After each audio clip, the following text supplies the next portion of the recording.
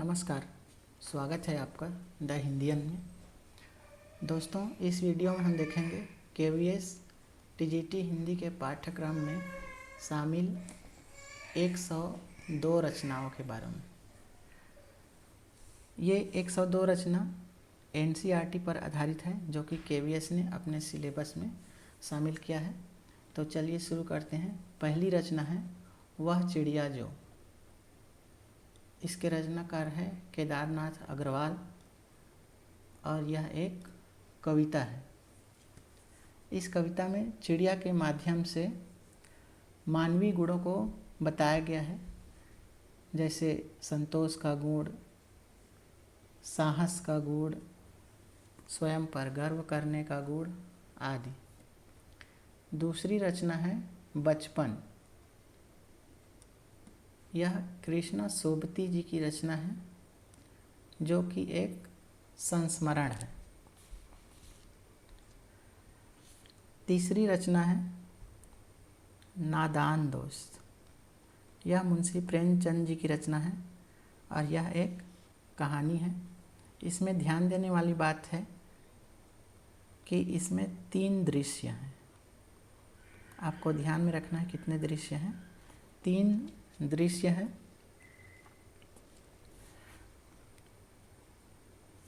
चौथी रचना है चांद से थोड़ी गप्पे और यह शमशेर बहादुर सिंह जी की रचना है और यह भी एक कविता है।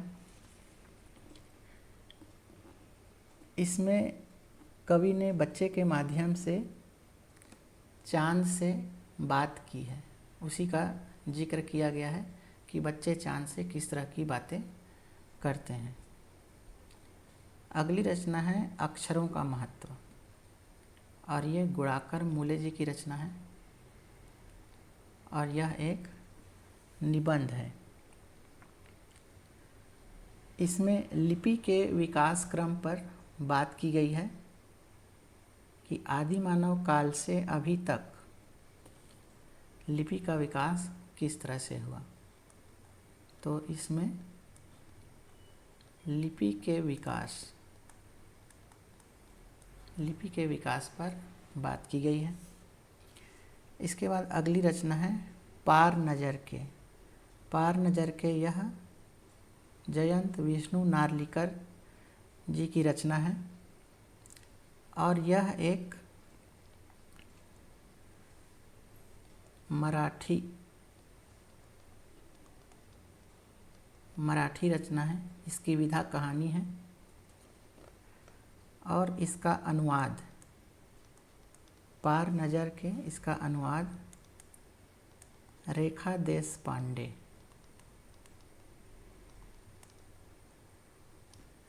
पांडे जी ने की है।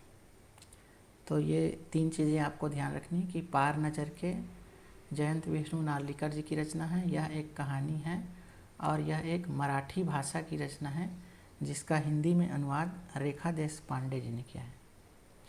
अगली रचना है साथी हाथ बढ़ाना। ये साहिर लुधियानवी जी के गीत हैं। इस बात को आपको ध्यान में रखना है। ये साहिर लुधियानवी जी ये बॉलीवुड के लिए गीत भी लिखते हैं। तो उन्हीं का एक गाना है साथी हाथ बढ़ाना, एक अकेला थक जाएगा मिलकर हाथ बढ़ाना। तो ये उनके गीत को सिलेबस में शामिल किया गया है। इसके बाद अगली रचना है ऐसे विष्णु प्रभाकर जी की रचना है, जो कि एकांकी है। तो ऐसे विष्णु प्रभाकर जी की रचना है और यह एक एकांकी है। इसमें ऐसे क्या है, तो इसमें एक बच्चा रहता है जो कि स्कूल के काम से बचने के लिए पेट में ऐसे दर्द होने का बहाना करता है। उसी के बारे में इसमें बताया गया है। अगली रचना है टिकट एल्बम के रचनाकार है सुंदरा रामस्वामी और यह एक कहानी है। यह एक तमिल भाषा की रचना है। इसकी मूल रचना तमिल में है और इसका अनुवाद तमिल से हिंदी अनुवाद सुमति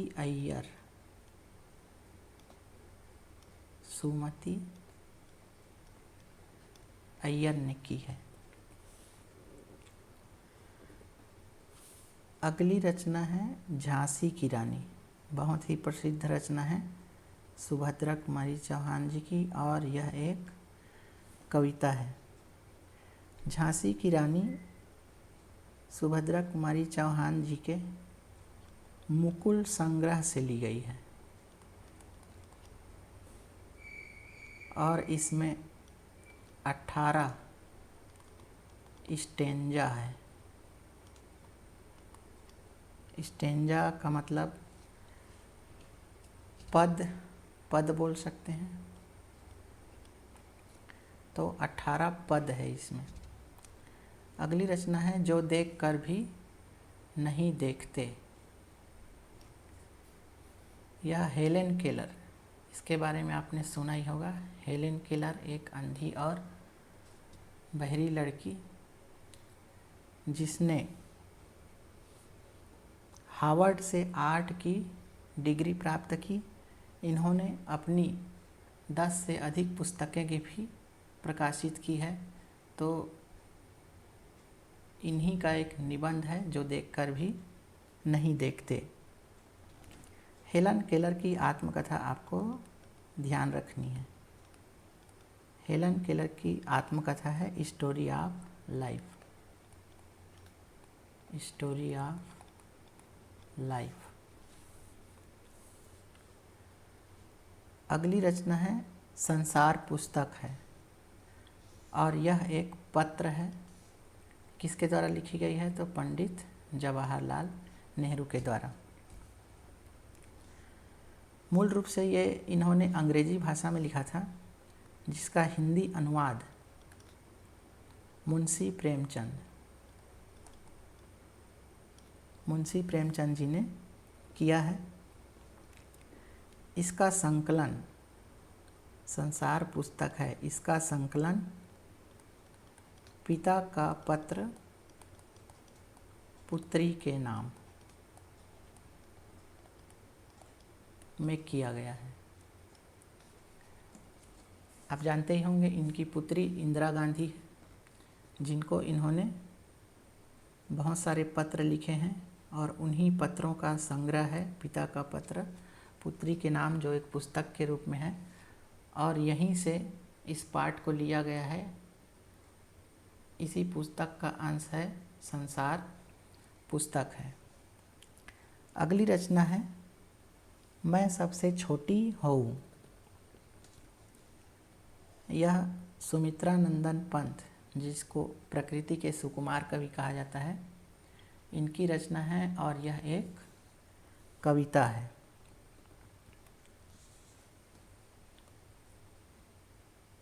अगली रचना देखते हैं लोकगीत। अगली रचना है लोकगीत। ये भगवत शरण उपाध्याय जी की रचना है और इसकी विधा है निबंध। तो भगवत शरण उपाध्याय जी की रचना है और यह एक निबंध है।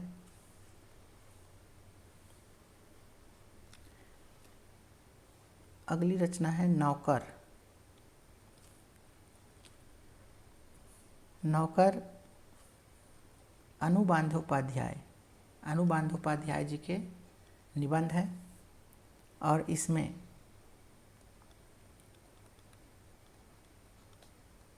गांधी जी के आश्रम का जिक्र है। अगली रचना है वन के मार्ग में। यह गोस्वामी तुलसीदास जी की कविता है। इसके बारे में ध्यान रखना है कि यह एक सवैया छंद है। तो वन के मार्ग में सवैया छंद में लिखी गई है।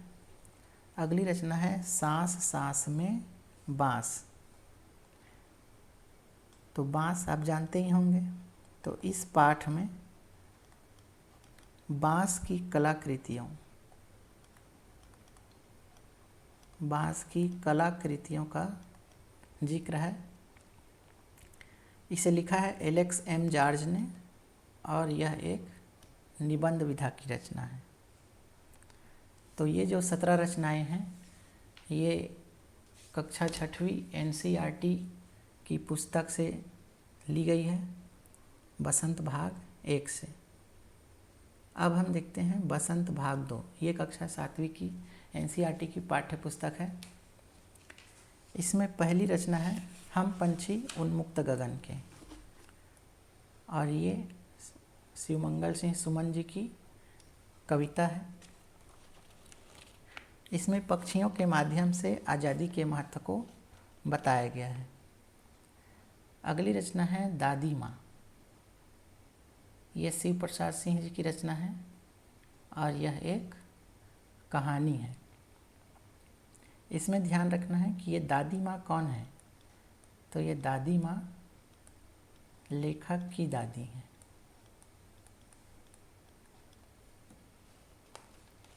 अगली रचना है हिमालय की बेटियाँ। ये नागार्जुन जी की रचना है और निबंध विधा में लिखी गई है। इसमें हिमालय को पिता बताया गया है और नदियों को उनकी बेटियां बताई गई है। अगली रचना है कठपुतली। भवानी प्रसाद मिश्र जी की रचना है और यह एक कविता है। इसका मुख्य भाव है स्वतंत्रता। तो कठपुतली नामक कविता में किसके बारे में बताया गया है? तो स्वतंत्रता के बारे में। अगली रचना है मिठाई वाला। मिठाई वाला भगवती प्रसाद वाजपेयी जी की रचना है। यह एक कहानी है और इस कहानी में 4 अंक है। ये आपको ध्यान में रखना है। इस कहानी में 4 अंक है। इस मिठाई वाले की उम्र 30-32 साल है। ये भी आपको ध्यान में रखना है। साथ ही आपको ये भी ध्यान में रखना है कि मिठाई वाला पाठ में जो मिठाई वाला है वो क्या क्या बेचता है। तो सबसे पहले वो खिलौने वाला बन के आता है। उसके बाद जब आता है तो मुरली वाला बन के आता है, मुरली लेके आता है। फिर आता है तो मिठाई वाला बन के आता है। तो इस क्रम को भी आपको ध्यान में रखना है। अगली रचना है रक्त और हमारा शरीर। यतीश अग्रवाल जी की रचना है। इसकी विधा है निबंध। इसमें रक्त की संरचना के बारे में बताया गया है। लाल रक्त कणिकाएं, RBC, श्वेत रक्त कणिकाएं, WBC। तो इन सब के बारे में निबंधात्मक चर्चा की गई है। अगली रचना है पापा खो गए हैं। पापा खो गए हैं विजय तेंदुलकर जी की रचना है और यह एक नाटक है जो कि मूल रूप से मराठी भाषा में लिखी गई है।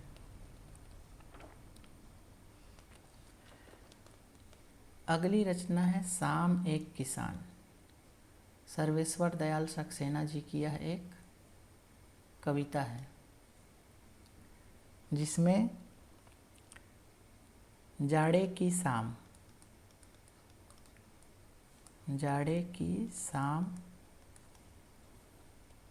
का प्राकृतिक चित्रण किया गया है। जाड़े की शाम का प्राकृतिक चित्रण कि एक किसान को जाड़े की शाम किस किस तरह से दिखाई देता है कविता के माध्यम से प्रस्तुत की गई है। अगली रचना है चिड़िया की बच्ची। चिड़िया की बच्ची जैनेन्द्र कुमार की रचना है और यह एक कहानी है। नेक्स्ट रचना है अपूर्व अनुभव। तेत्सिको कुरियानगी इसके रचनाकार हैं और यह एक संस्मरण है। मूल रूप से यह जापानी पुस्तक तोतो-चान। तो अपूर्व अनुभव तोतो-चान का अंश है। इस बात को आपको ध्यान में रखना है।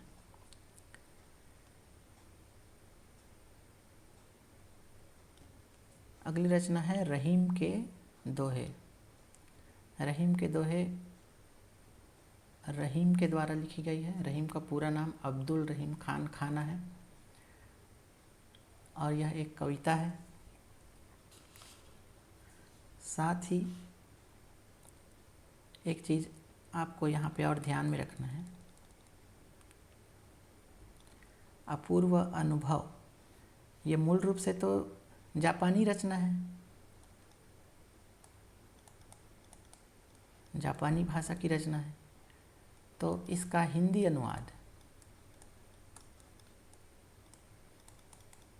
अनुवाद पूर्वा याज्ञिक कुशवाहा इन्होंने हिंदी अनुवाद किया है। ये बात आपको ध्यान में रखनी। अगली रचना है कंचा। कंचा टी पद्मनाभन की रचना है। इसकी विधा है कहानी। इसमें आपको ध्यान में रखना है कि कंचा यह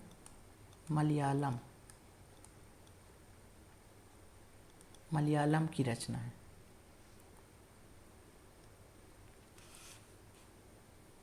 अगली रचना है एक तिनका। एक तिनका अयोध्या सिंह उपाध्याय हरिऔध जी की कविता है। इसमें यह बताया गया है कि हमें घमंड नहीं करना चाहिए। घमंड नहीं करना चाहिए। तो एक तिनका कविता का जो मूल संदेश है वो है हमें घमंड नहीं करना चाहिए।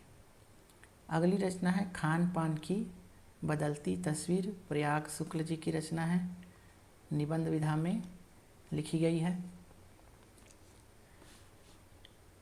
इसमें फास्ट फूड की आलोचना की गई है। साथ ही खान पान लगातार कैसे बदल रहा है उसके बारे में निबंधात्मक चर्चा की गई है। अगली रचना है नीलकंठ। महादेवी वर्मा जी की रचना है और यह एक रेखाचित्र है। महादेवी वर्मा को रेखाचित्र और संस्मरण के लिए विशेष रूप से जाना जाता है। ये जो नीलकंठ है, ये नीलकंठ महादेवी वर्मा जी के मोर का नाम है और उन्हीं के ऊपर इन्होंने एक रेखाचित्र खींचा है। अगली रचना है भोर और बरखा। भोर और बरखा मीराबाई जी की रचना है और यह एक कविता है। अगली रचना वीर कुंवर सिंह। यह एक जीवनी है। इसके कोई एक लेखक नहीं है बल्कि यह विभागीय है, एनसीईआरटी विभाग के द्वारा लिखी गई है। वीर कुंवर सिंह, इसके बारे में आप ध्यान रखना, 1857 की क्रांति में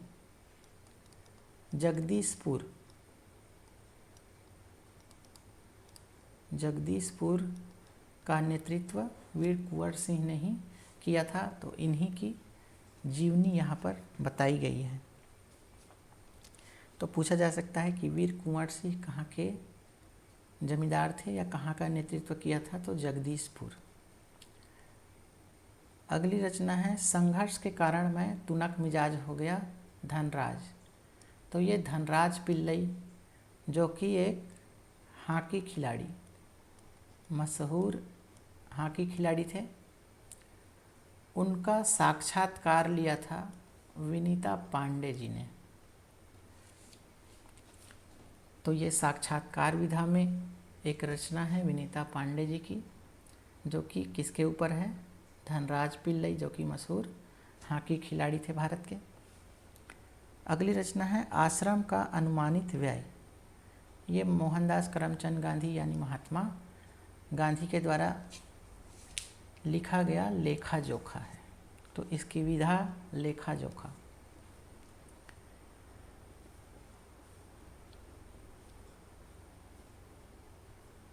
अगली रचना है विप्लव गायन। विप्लव गायन बालकृष्ण शर्मा नवीन जी की कविता है। यहाँ पर विप्लव गायन से तात्पर्य क्या है, तो विप्लव गायन का मतलब होता है क्रांति का गीत, क्रांति का गीत।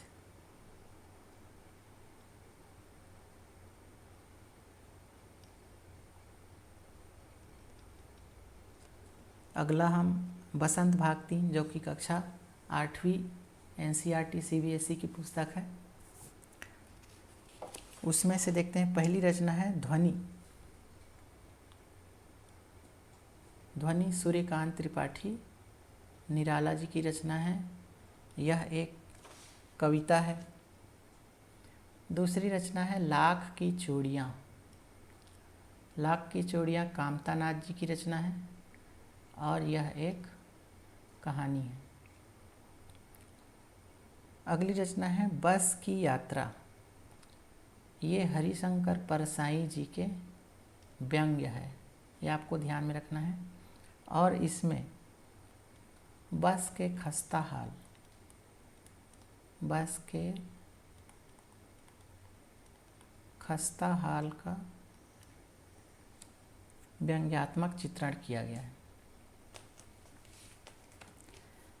अगली रचना है दीवानों की हस्ती। भगवती चरण वर्मा जी की कविता है ये बात आपको ध्यान में रखनी है।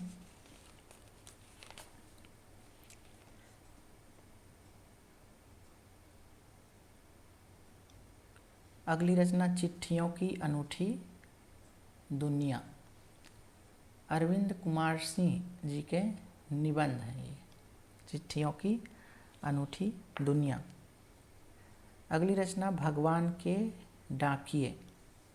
रामधारी सिंह जी के कविता है। तो रामधारी सिंह जी दिनकर जी की कविता है भगवान के डाकिए। यहाँ पर एक बात ध्यान रखिए कि भगवान के डाकिए कौन हैं, तो भगवान के डाकिए पक्षी और बादल, इन दोनों को भगवान के डाकिए बताया गया है। अगली रचना क्या निराश हुआ जाए। हजारी प्रसाद द्विवेदी जी के निबंध है ये, क्या निराश हुआ जाए।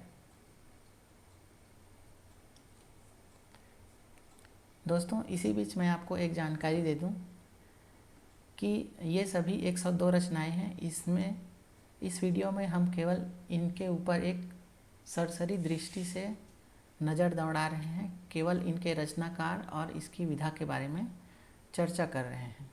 अगले वीडियो में मैं बताऊंगा कि इन रचना और इनके रचनाकार को हम ट्रिक के माध्यम से कैसे बहुत ही आसानी से याद कर सकते हैं। उसके बाद हम अगले वीडियो में एक एक रचनाओं के ऊपर चर्चा करेंगे, उसके नोट्स में बताऊंगा, फिर उसके बाद इसके ऊपर प्रश्नोत्तरी कराएंगे। तो टीजीटी का पूरा सिलेबस मैं कंप्लीट कराऊंगा। तो ये सूचना थी। अब आगे देखते हैं। यह सबसे कठिन समय नहीं है। ये जया जादवानी जी की रचना है और यह एक कविता है। अगली रचना कबीर की साखियाँ। कबीर की साखियाँ ये कबीरदास जी द्वारा लिखी गई साखियाँ हैं। अगली रचना कामचोर। कामचोर इस्मत चुगताई जी की कहानी है। ये बात आपको ध्यान में रखनी है, इस्मत चुगताई जी की कहानी। अगली रचना जब सिनेमा ने बोलना सीखा। इसके रचनाकार हैं प्रदीप तिवारी। इसकी विधा यहाँ नहीं बताई गई है, इसलिए विधा मैंने यहाँ पर नहीं लिखा है। अगली रचना सुदामा चरित। सुदामा चरित नरोत्तम दास जी की कविता है।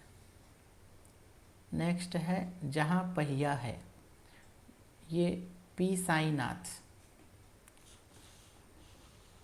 पी साईनाथ ये इनके अनुवादक हैं और इसकी विधा है रिपोर्टाज। अकबरी लोटा। अकबरी लोटा एक कहानी है। इसके रचनाकार हैं अन्नपूर्णानंद वर्मा। तो इतनी चीज़ें आपको ध्यान में रखनी है। अगला है सूरदास के पद। इसके रचनाकार हैं सूरदास। यह एक कविता है। नेक्स्ट है पानी की कहानी। रामचंद्र तिवारी जी की रचना है। इसकी विधा है निबंध विधा। बाज और सांप, यह निर्मल वर्मा जी की कहानी है, बाज और सांप।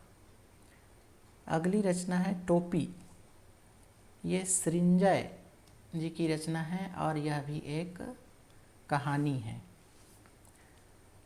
तो ये 18 रचनाएं हमने बसंत भाग 3 से देखा, जो कि कक्षा 8वीं NCERT की किताब में है।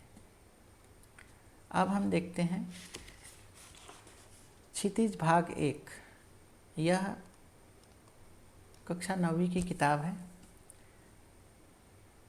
तो इसमें पहली जो रचना है वो है दो बैलों की कथा। बहुत ही प्रसिद्ध कहानी है ये प्रेमचंद जी की रचना है।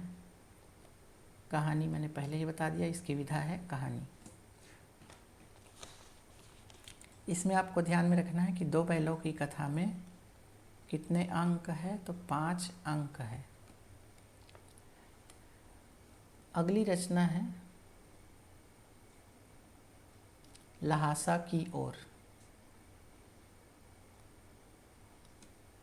ये राहुल सांकृत्यायन इनकी रचना है और यह एक यात्रा वृत्तांत है। राहुल सांकृत्यायन यात्रा वृत्तांत के लिए ही ज़्यादातर जाने जाते हैं, क्योंकि ये घुमक्कड़ प्रवृत्ति के रचनाकार रहे हैं। इसमें 2-3 चीज़ें बात याद रखने की है। एक तो राहुल सांकृत्यायन इसके रचनाकार, दूसरा एक यात्रा वृत्तांत है। तीसरी बात लहासा। तो लहासा क्या है? तो लहासा तिब्बत की राजधानी है। लहासा तिब्बत की राजधानी है। दूसरा, लहासा की ओर गए तो किस रास्ते से गए? तो नेपाल के रास्ते से। नेपाल के रास्ते से। ये ब्रिटिश काल में लिखी गई इनकी यात्रा वृत्तांत है।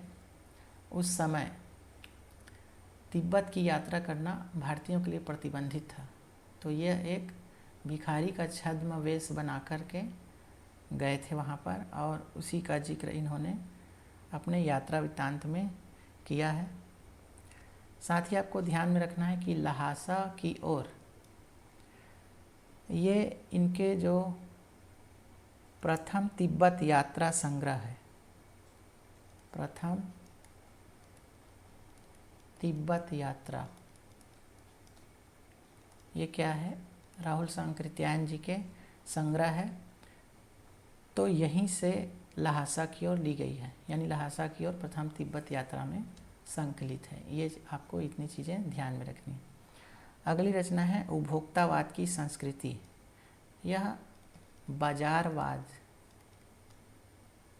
के ऊपर बेस्ड है, कैसे बाजार हमें आकर्षित करती है उसके ऊपर एक निबंधात्मक रचना लिखी गई है श्यामाचरण दुबे जी के द्वारा, और बाजारवाद से हमें कैसे बचना चाहिए ये सब के बारे में भी इसमें जिक्र किया गया है। अगली रचना है सांवले सपनों की याद।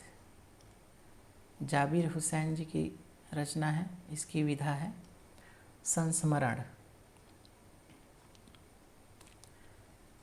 इस पाठ में किसके बारे में है, जिक्र किसके बारे में किया गया है, तो आपको ध्यान में रखना है मशहूर पक्षी वैज्ञानिक हुए, भारत के मशहूर पक्षी वैज्ञानिक डॉक्टर सालिम अली।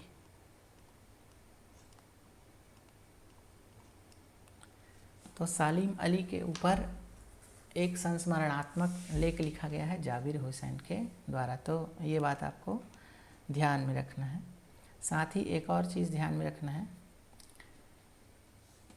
कि इस पाठ की रचना जाबिर हुसैन ने किस शैली में की है, तो डायरी शैली में लिखी गई एक संस्मरण है। अगली रचना है नाना साहब की पुत्री देवी मैना को भस्म कर दिया गया।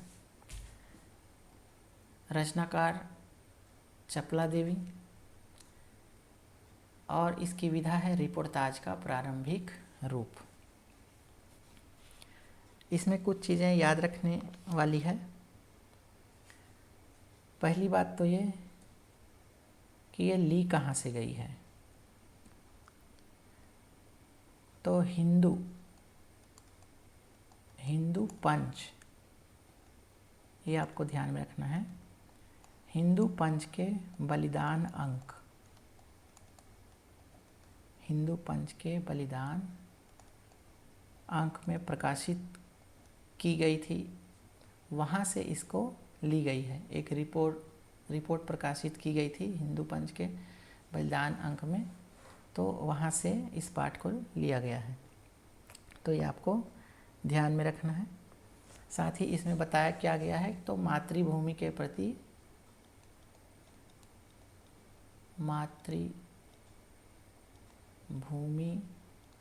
प्रति प्राण न्यौछावर की बात की गई है, प्राण न्यौछावर की बात की गई है। तो मुख्य रूप से इसका जो मूल भाव है वो है देशभक्ति। अगली रचना है प्रेमचंद, यहाँ पे प्रिंट मिस्टेक है, के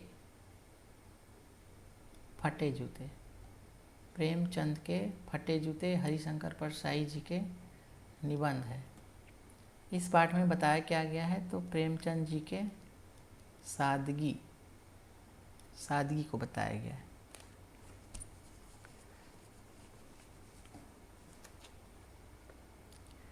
अगली रचना मेरे बचपन के दिन, ये महादेवी वर्मा जी के संस्मरण है। मेरे बचपन के दिन, इसमें उन्होंने अपने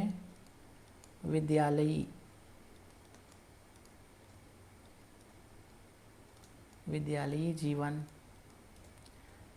का चित्रण किया है कि उनके विद्यालय के दिन कैसे थे, छात्रावास में उनका जीवन कैसा था, इन्हीं सब बातों पर एक संस्मरण लिखी गई है। अगली रचना है एक कुत्ता और एक मैना, हजारी प्रसाद द्विवेदी जी द्वारा लिखे गए यह निबंध है। इस पाठ में क्या बताया गया है, तो इसमें जीवों के प्रति प्रेम की भावना को बताया गया है। साथ ही इस पाठ में किसका जिक्र है, तो रविंद्रनाथ टैगोर जी का, रविंद्रनाथ टैगोर। तो रविंद्रनाथ टैगोर जी की स्मृति, उनके कविताओं का जिक्र है इस पाठ में। साथ ही इसमें जीवों के प्रति प्रेम की बात कही गई है। अगली रचना है साखियाँ और सबद। कबीरदास जी के दोहा और पद में लिखी गई रचना है। साखी ये दोहा छंद में लिखी गई है और सबद का अर्थ होता है पद, तो ये आपको ध्यान में रखना है। अगली रचना है वाक। वाक रचना है ललद्यद, इनकी कविता है ये। आपको एक बात ध्यान में रखना है कि ये जो ललद्यद है ये कश्मीरी संत कवि हैं, माफ़ कीजिए, कश्मीरी संत कवित्री। तो ललद्यद कौन है? कश्मीरी संत कवित्री हैं। तो इनकी कविता है वाक। और वाक क्या है? तो वाक इनकी काव्य शैली है।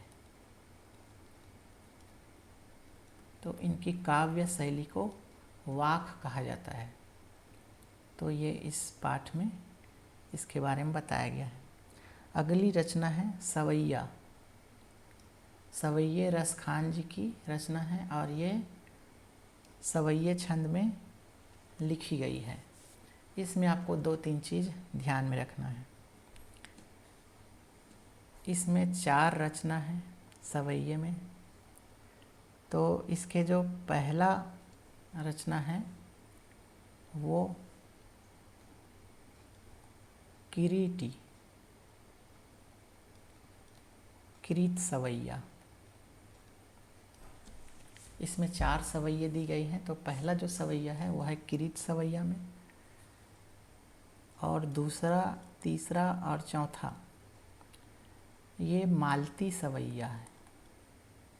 मालती, इसी को मत गयंद सवैया भी कहा जाता है। तो ये चीज़ आपको ध्यान में रखना है। सवैये रसखान जी के सवैये हैं जिनमें 4 सवैया दी गई है, और पहली जो सवैया है वो किरीट सवैया है, और बाकी जो 3 सवैये हैं वो मालती और उसी को मत गयंद सवैया भी कहा जाता है। अगली रचना है कैदी और कोकिला। ये माखनलाल चतुर्वेदी जी की रचना है। ये इनकी कविता है। माखनलाल चतुर्वेदी जी को एक भारतीय आत्मा भी कहा जाता है। एक भारतीय आत्मा, ये आपको ध्यान में रखना है। अगली रचना है ग्रामश्री। सुमित्रानंदन पंत, जिनको प्रकृति के सुकुमार कवि, प्रकृति के सुकुमार कवि कहा जाता है, इनकी एक कविता है। इसमें गांव की प्राकृतिक सुंदरता का वर्णन किया गया है। अगली रचना है चंद्र गहना से लौटती बेर। केदारनाथ अग्रवाल जी की कविता है। इसमें चंद्र गहना क्या है? तो चंद्र गहना एक स्थान का नाम है।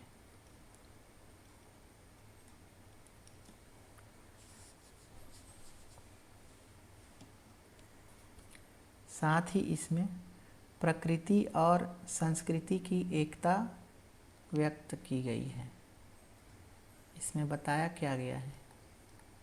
प्रकृति और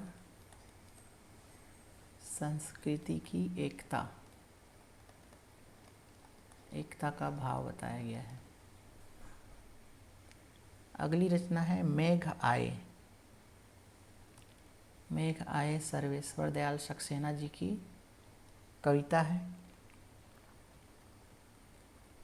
इसमें मेघ की तुलना दामाद से की गई है कि दामाद जब आते हैं तो किस तरह से उनकी खातिरदारी होती है। तो उसी प्रकार मेघ जब आता है तो प्रकृति किस तरह से उसकी खातिरदारी करता है उसके बारे में इस कविता में बताया गया है। अगली रचना है यमराज की दिशा। इसके रचनाकार है चंद्रकांत देवताले और यह एक कविता है।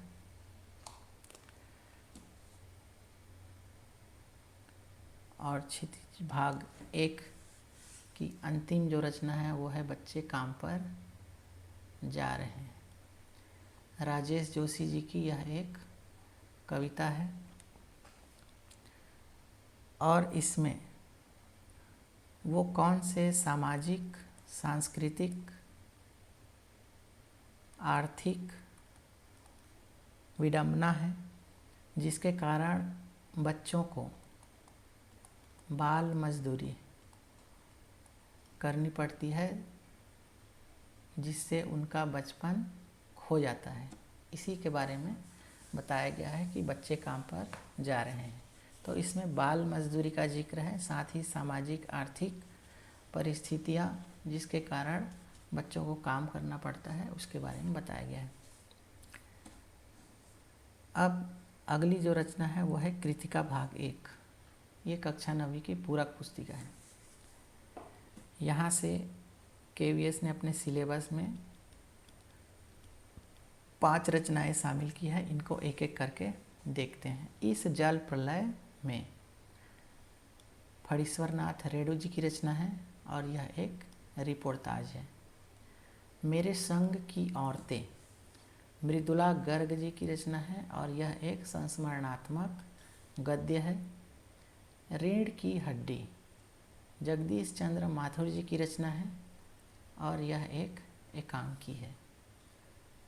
अगली रचना है माटी वाली, विद्यासागर नौटियाल जी की रचना है और यह कहानी विधा में लिखी गई है।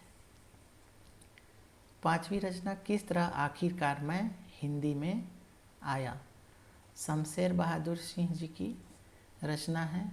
इसकी विधा है ललित गद्य। ये बात आपको ध्यान में रखना है। तो इस तरह से ये 5 रचनाएं कृतिका भाग 1 से ली गई है। अब हम देखते हैं कक्षा 10वीं की किताब क्षितिज भाग 2 में शामिल रचनाएं जो कि KVS ने अपने सिलेबस में शामिल किया है। सूरदास जी की रचना इसमें शामिल की गई है। उधाव तुम हो अति बड़भागी, ये एक इनके पद हैं। इसके अलावा मन की मन मांझ रही, हमारे हरी हारिल को लकड़ी, हरी हैं राजनीति पढ़ आए, ये 4 पद सूरदास जी के लिए गए हैं। अगली रचना है राम लक्ष्मण परशुराम संवाद। ये तुलसीदास जी की रामचरितमानस से ली गई है। तो तुलसीदास जी के रामचरितमानस से राम लक्ष्मण परशुराम संवाद लिया गया है और ये दोहा चौपाई छंद में है। अगली रचना पायनी नुपुर, डार द्रुम पलना और फटिक सिलानी, ये तीनों काव्य देव कवि के हैं। इसमें जो ये पायनी नुपुर काव्य है, इसमें जो छंद है वो है मालती सवैया। डार द्रुम पलना ये कवित्त है और फटिक सिलानी ये भी कवित्त है। तो इन तीनों के छंद आपको याद रखना है कि पायनी नुपुर मालती सवैया है, जिनको मत गयंद सवैया भी कहा जाता है। डार द्रुम पलना कवित्त है और फटिक सिलानी ये भी कवित्त है। आत्मकथ्य, आत्मकथ्य जयशंकर प्रसाद जी की कविता है। इसमें आपको ध्यान रखना है कि ये जो आत्मकथ्य है इसको 1932 में हंस पत्रिका के आत्मकथ्य विशेषांक में प्रकाशित किया गया था उसके बाद 1933 में जयशंकर प्रसाद जी के रचना है लहर। लहर में ये संकलित है। तो आत्मकथ्य किसमें संकलित है कहने से लहर। और सबसे पहले ये किसमें प्रकाशित किया गया? तो हंस के आत्मकथा विशेषांक में। तो ये दो बातें आपको ध्यान में रखनी। अगली रचना उत्साह और अट नहीं रही। ये दो कविता हैं सूर्यकांत त्रिपाठी निराला जी के, और दोनों ही कविता हैं। उत्साह, ये क्या है उत्साह? तो यह एक आह्वान गीत है। आह्वान गीत। आह्वान का मतलब क्या होता है? बुलावा। और इसमें बादल को क्रांति का प्रतीक बताया गया है। बादल क्या है? क्रांति का प्रतीक है। अट नहीं रही, इसमें फागुन मास की सुंदरता का वर्णन किया गया है। तो अट नहीं रही में किसकी सुंदरता का वर्णन किया गया है? फागुन मास की सुंदरता। अगली रचना देखते हैं, यह दंतुरित मुस्कान और फसल। ये दो कविता है नागार्जुन जी के, जो कि केवीएस के सिलेबस में है। तो ये दो अलग अलग कविता है। यह दंतुरित मुस्कान ये भी एक कविता है, और इसमें संयोग वात्सल्य रस है।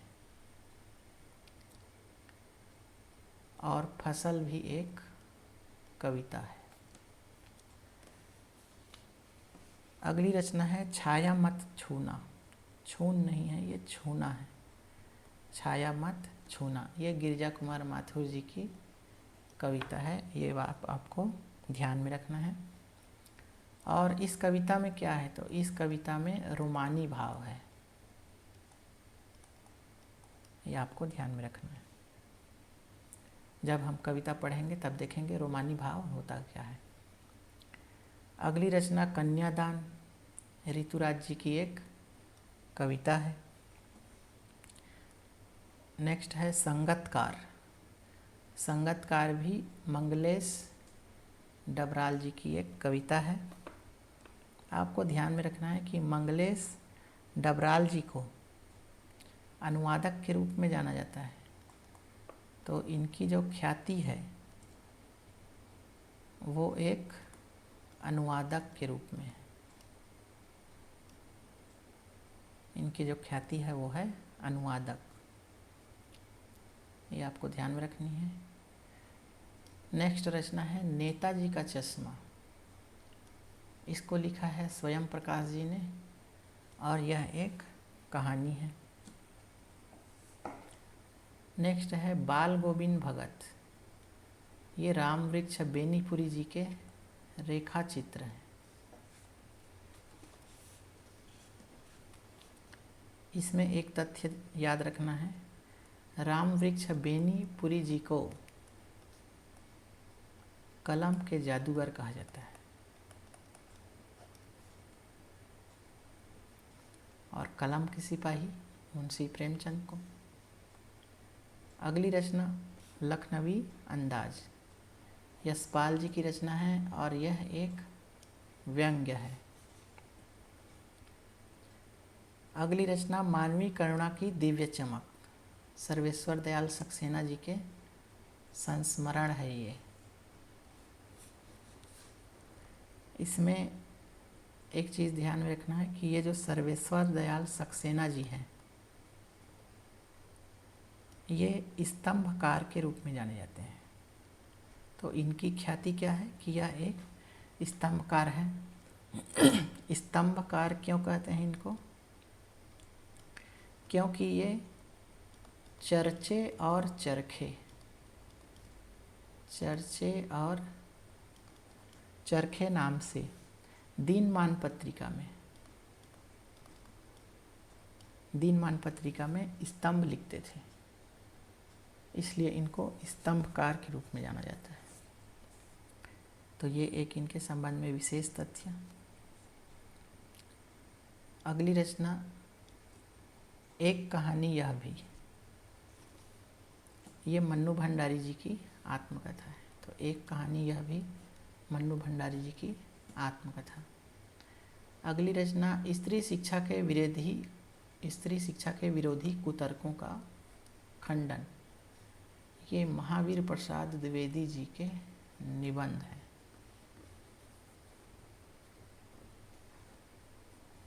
इसमें आपको क्या याद रखना है कि ये जो स्त्री शिक्षा के विरोधी कुतर्कों का खंडन है, ये किस में संकलित है? तो महिला मोद।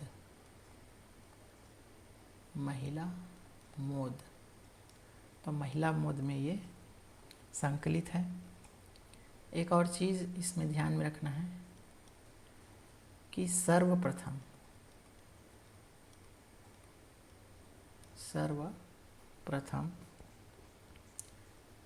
इसको सरस्वती पत्रिका में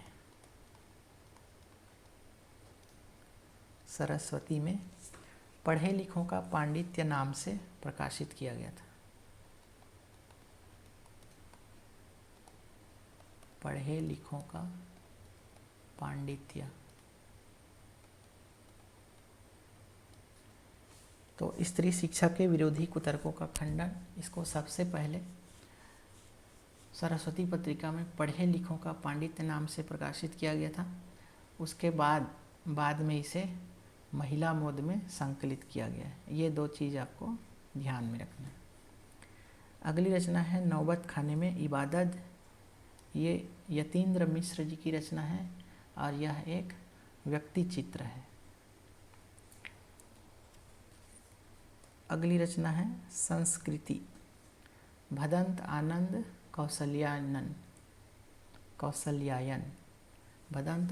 कौशल्यायन, ये इनके निबंध हैं। तो इसे भी याद रखना है। इसमें एक तथ्य याद रखना है कि ये जो भदंत आनंद कौशल्यायन है, इनका जो मूल नाम है, इनका मूल नाम हरनाम दास है। हरनाम दास। और ये जो हरनाम दास हैं या भदंत आनंद कौशल्यानंद हैं, ये एक बौद्ध भिक्षु थे। तो पूछा जा सकता है कि इनमें से कौन से लेखक या रचनाकार बौद्ध भिक्षु थे। साथ ही ये गांधी जी से प्रभावित थे।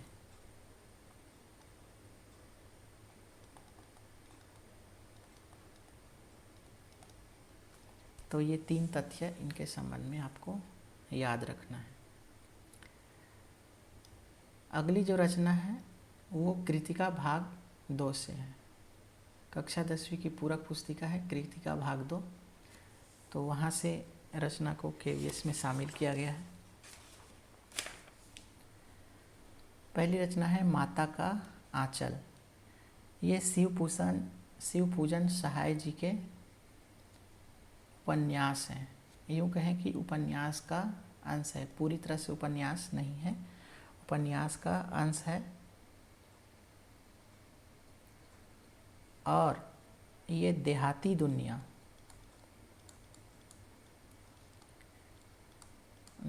दुनिया में संकलित है। तो माता का आंचल देहाती दुनिया में संकलित है, ये उपन्यास का अंश है। अगली रचना जॉर्ज पंचम की नाक, कमलेश्वर द्वारा लिखी गई एक कहानी है। अगली रचना है साना साना हाथ जोड़ी, मधु कांकरिया जी की यात्रा वृत्तांत है। अगली रचना है एही ठैया झुलनी हैरानी हो रामा, शिव प्रसाद मिश्र रुद्र जी की कहानी है। ये एही ठैया झुलनी हैरानी हो रामा। इसमें एक तथ्य आपको ध्यान में रखना है साना साना हाथ ही जोड़ी में कि इसमें किसका जिक्र किया गया है। तो सिक्किम की राजधानी है गंगटोक और हिमालय। तो सिक्किम की राजधानी गंगटोक और हिमालय का वर्णन किया गया है साना साना हाथी जोड़ी में।